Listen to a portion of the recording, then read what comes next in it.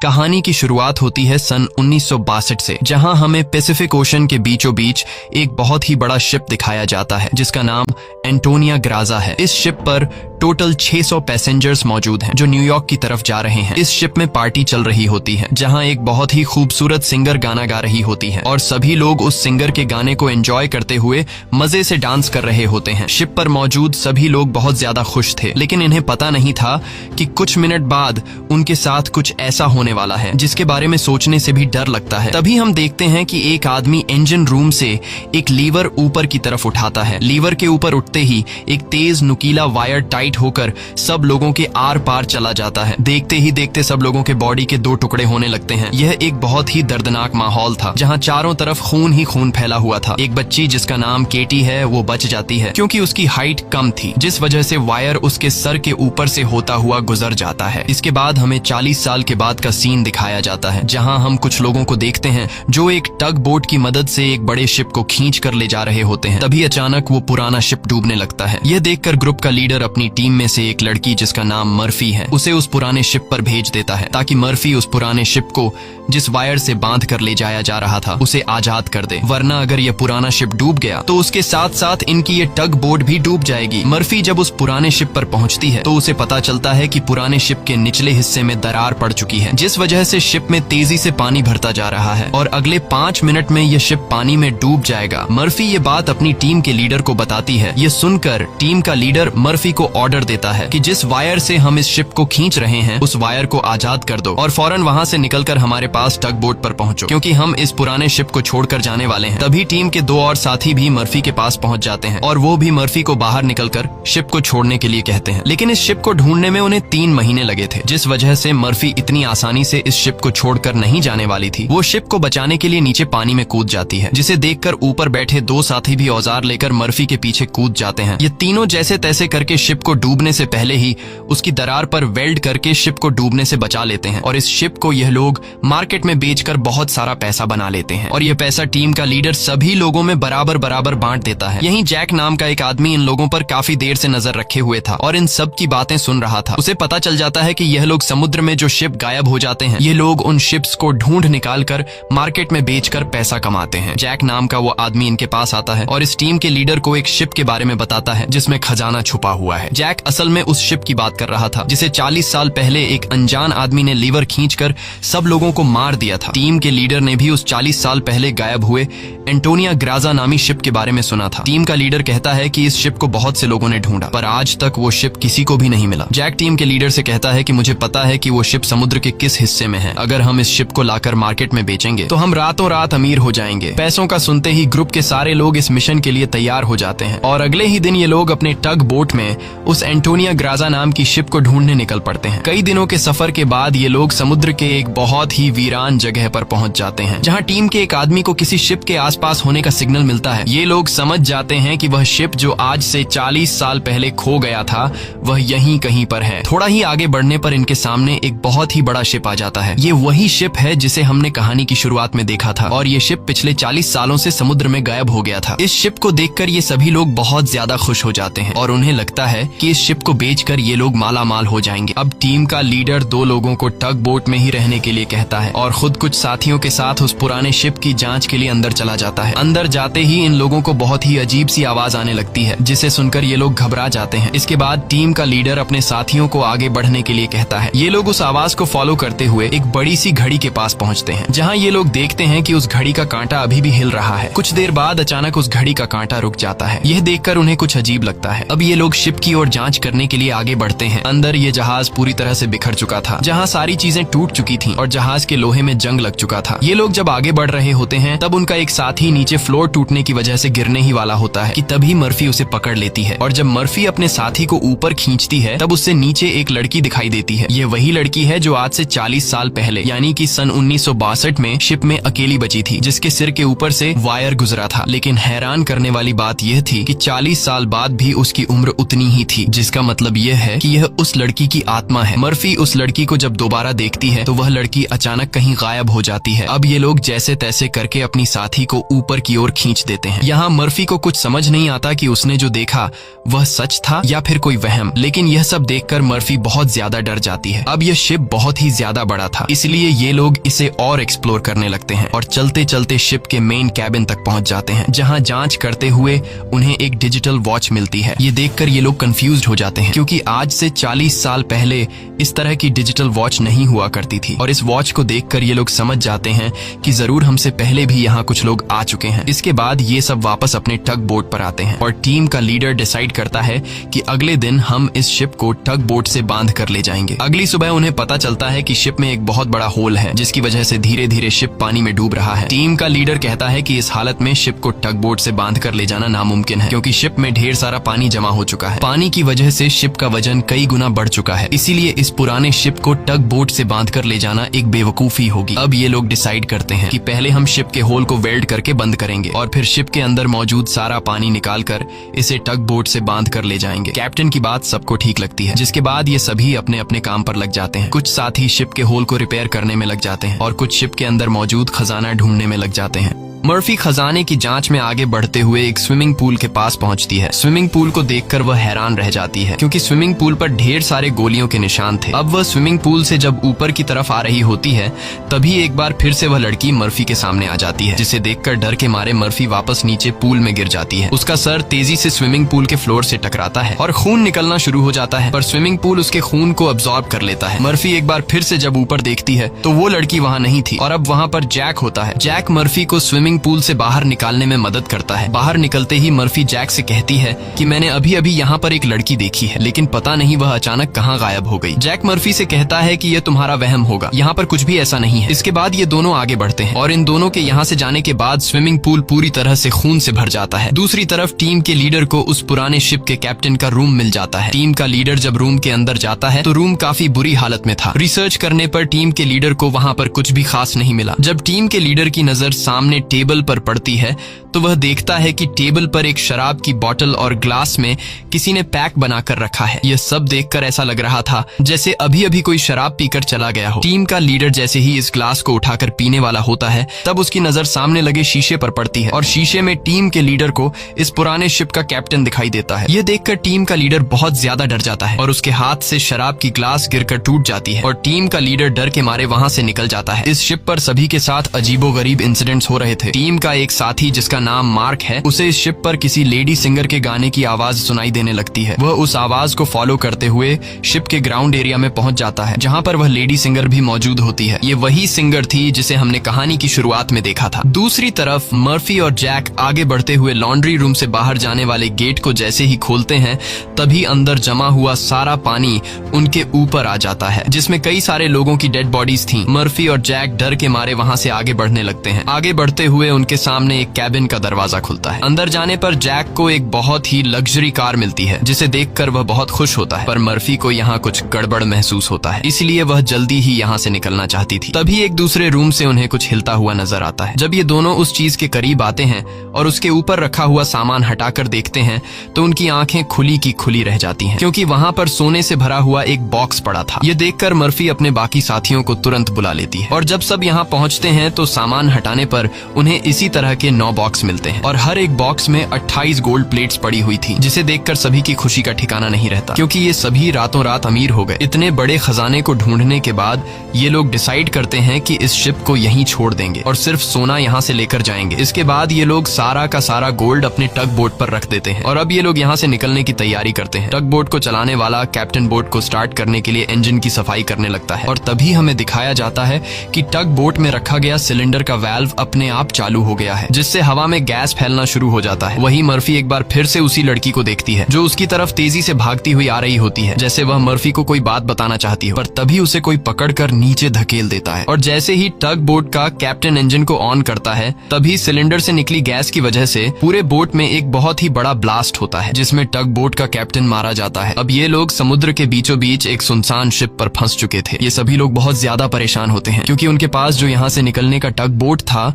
वह वह पूरी तरह से तबाह हो चुका था। इनका एक साथी जिसका नाम मार्क है, वो अपनी गर्लफ्रेंड की फोटो देखकर बहुत ज्यादा परेशान हो जाता है, क्योंकि 2 हफ्ते बाद उनकी शादी होने वाली थी और अब उसे लगता है कि वह कभी भी यहाँ इस शिप से बचकर नहीं जा पाएगा। परेशानी में मार्क वहाँ रखी कई साल पुरानी शराब पीने लगता है। दूसरी तरफ मर्फी भी कंफ्यूज्ड होती है कि उसे बार बार वह लड़की क्यों दिखाई दे रही है। इसीलिए मर्फी उस लड़की के बारे में जानने की कोशिश करती है। वह शिप के डेटा में पैसेंजर्स के नाम चेक करती है, जिससे उसे पता चल जाता है कि जो लड़की उसे दिखाई दे रही है उसका नाम केटी है। रिसर्च करते हुए वह केटी के रूम तक पहुंच जाती है, जहां अलमारी का दरवाजा खोलते हुए उसे केटी का ढांचा मिल जाता है, जिसे देखकर मर्फी बहुत ज्यादा डर जाती है। फिर जैसे तैसे करके मर्फी खुद को संभालती है और उस ढांचे के गले में लटके लॉकेट को उतार कर देखती है, जिसमें उस छोटी लड़की के पेरेंट्स की फोटो थी जो उसके पीछे ही खड़ी थी। उसे देखकर मर्फी को एक जोरदार झटका लगता है। केटी कहती है कि वह लॉकेट बंद मत करना, क्योंकि बहुत साल बाद मैं अपने मॉम डैड को देख रही हूँ। मर्फी को अब भी यकीन नहीं हो रहा था कि वो एक मरी हुई लड़की से बात कर रही है, पर जब वह लॉकेट को केटी के हाथ में देने लगती है तो लॉकेट केटी के हाथ से आर पार चला जाता है और अब जाकर मर्फी को यकीन हुआ कि यह लड़की कोई इंसान नहीं बल्कि एक आत्मा है। केटी मर्फी को बताती है कि इस शिप पर और भी कई सारे लोगों की आत्मा कैद है और तब तक ये सोल यहाँ से आजाद नहीं हो सकती जब तक उस आदमी को न मारा जाए जो लोगों की आत्मा को यहाँ पर कैद करता है। मर्फी केटी से पूछती है कि कौन है वो आदमी जिसने तुम्हें और बाकी लोगों की आत्माओं को यहाँ कैद कर रखा है। केटी जैसे ही मर्फी को उस आदमी के बारे में बताने वाली होती है, तभी अचानक छत पर कुछ अजीब से कीड़े निकलने लगते हैं, जिसे देखकर केटी बहुत ज्यादा डर जाती है और वह मर्फी से कहती है कि जल्द से जल्द इस शिप से तुम लोग निकल जाओ वरना तुम लोग मारे जाओगे। इसके बाद केटी गायब हो जाती है। दूसरी तरफ मार्क पूरी बोतल पीने के बाद उसे चक्कर आने लगा। उसके आसपास पड़े सभी टेबल और चेयर्स हिलने लगते हैं। देखते ही देखते सब कुछ रिपेयर होकर नया हो गया और आज से 40 साल पहले जो लोग इस शिप में मारे गए थे वह दोबारा से मार्क के सामने जिंदा खड़े हो गए। मार्क बीच में खड़ा था, जिसके चारों तरफ लोग उसके लिए तालियां बजाने लगे। शुरू में तो मार्क को भी कुछ अजीब लगता है, लेकिन फिर वह सोचता है कि यह सब शराब का कमाल है। अगले ही पल वह लेडी सिंगर मार्क के करीब आ गई और वह मार्क के साथ इंटीमेट होने लगी। लेडी सिंगर पूरी तरह से मार्क को अपने वश में करके अपने पीछे लगा देती है। मार्क भी बिना कुछ सोचे समझे उसके पीछे जाने लगा। बेवकूफ मार्क को पता ही नहीं चलता कि ये सिंगर उसे एक ट्रैप में फंसा रही है। वह लेडी सिंगर फ्लोर के किनारे पर खड़ी होकर मार्क को बुलाने लगती है। मार्क इस सिंगर को हासिल करने के चक्कर में फ्लोर से नीचे गिरकर मारा जाता है। वही हमें टीम के लीडर को दिखाया जाता है,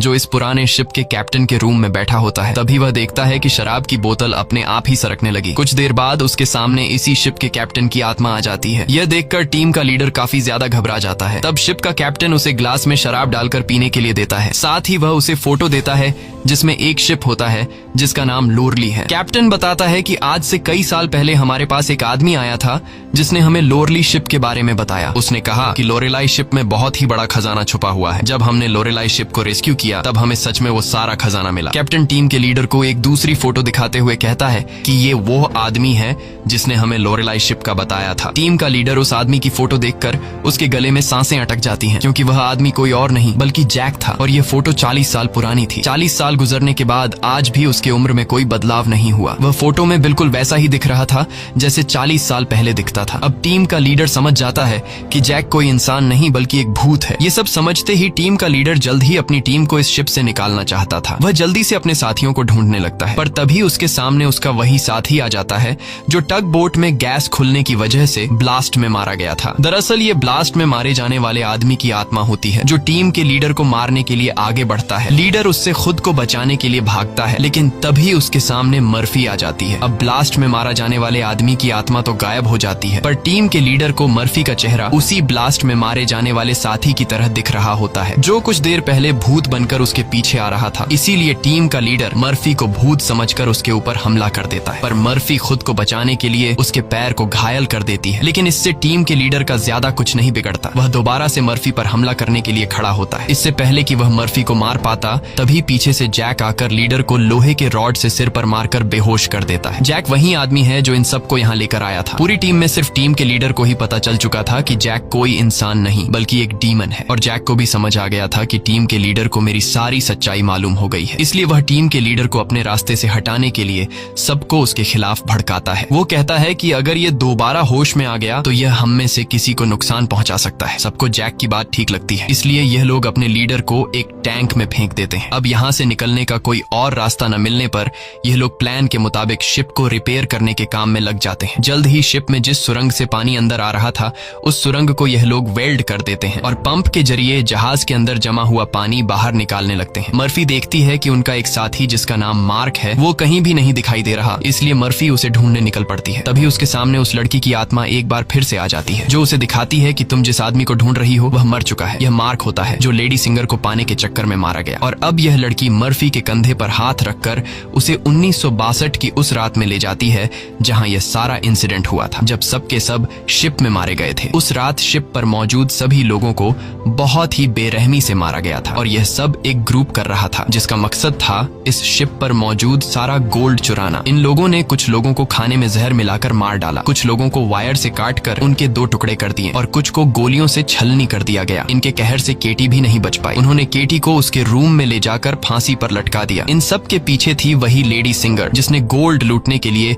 यह पूरा प्लान बनाया था और अपने लोगों की मदद से उसने शिप पर मौजूद सभी लोगों को मार डाला। अब सारा गोल्ड उनके कब्जे में था। शिप का ऑफिसर भी लेडी सिंगर से मिला हुआ था। लेडी सिंगर के एक इशारे पर वह अपने ही साथियों को मार देता है, लेकिन जैसे ही वह मुड़ता है लेडी सिंगर उसे भी गोली मार देती है। लेडी सिंगर को लगता है कि सारा गोल्ड अब उसी का हो चुका है क्योंकि शिप पर मौजूद सभी लोग मारे जा चुके थे। लेकिन यही एंट्री होती है एक ऐसे आदमी की जो इस पूरे गेम का मास्टरमाइंड था और वह लोहे की चेन से लेडी सिंगर को लटकाकर मार देता है। मर्फी केटी की मदद से ये सब देख रही होती है और तभी वह इस गेम के मास्टरमाइंड को भी देख लेती है, जिसे देखकर मर्फी शॉक हो जाती है क्योंकि वो आदमी कोई और नहीं बल्कि जैक है जो इन्हें गोल्ड का लालच देकर यहाँ पर लेकर आया। क्योंकि शिप में छेद हो चुका था और शिप धीरे धीरे पानी में डूब रही थी, इसलिए शिप को बचाने के लिए कुछ ऐसे लोगों की जरूरत थी जो शिप को डूबने से बचा सके। इसलिए जैक ने चालाकी से इन्हें यहाँ लाया। अब शिप पूरी तरह से ठीक हो चुकी थी, इसलिए जैक को अब इन लोगों की कोई जरूरत नहीं थी और अब वह इन सबको भी मार देगा। यह सब समझते ही मर्फी को याद आता है